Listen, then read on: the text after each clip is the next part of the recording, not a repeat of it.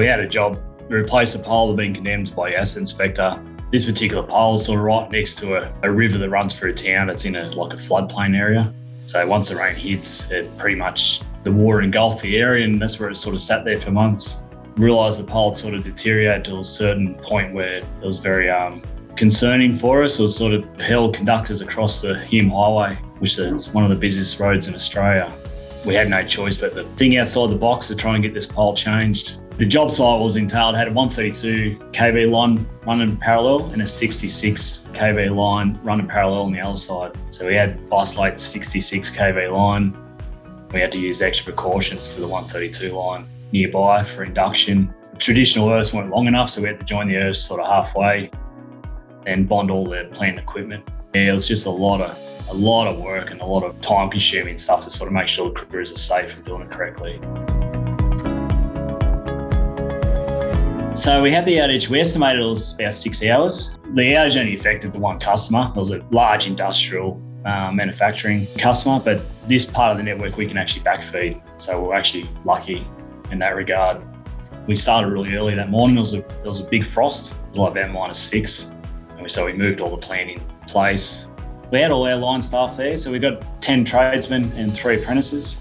Before the actual outage was ferrying gear and equipment sort of crossing our Polarises. So until we could get some load off that condemned pole, we had to hold it. It was a 20-metre pole we were replacing. So we had to have the reach to hold the conductor and pull up the new pole. The new pole was about 1.6 tonne.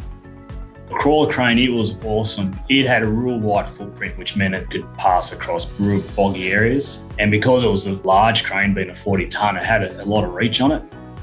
And the EWP, it was on tracks also. So it sort of go across the wet area better than our traditional EWPs. And it was a 42 metre EWP. So it means you could set it back away a bit. You could access both poles from the one setup location, which meant it was safer. You could set it up in one spot. It's ready to go, and then you can sort of work between the two poles.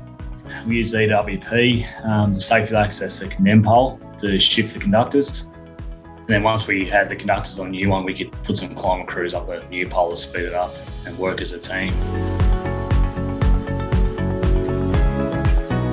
The excavator we used leading up to the job to drag the pole on site to get the hole. So it was more on the day to assist. And it ended up just helping us with the other pole too, to sort of safely lower it to the ground. We did like a control load. Once we cut the pole, we used it to sort of control it down to the ground using the large crawler crane, and the excavator held the bottom of it. Once we transferred over, it was a good feeling. I felt better knowing that the conductors were on the new pole, and that risk was now removed, because it is the kind of thing that keeps you up at night thinking about it. These particular jobs, well, this one in particular, although it's a very swampy area, it's a good sort of visual, the sort of conditions they're working in. Do it day in, day out, happy to do it, still have a laugh in the day. It's an eye-opener for the public, to be honest. It's sort of, the light comes on when they flick the switch, but they actually don't know what's entailed to keep that light going in the background, and essentially keeping everyone safe too. Like if that pole was to fall, like I said, carried huge risk across the highway, and that sort of the lengths that we go to, but just to maintain a safe network.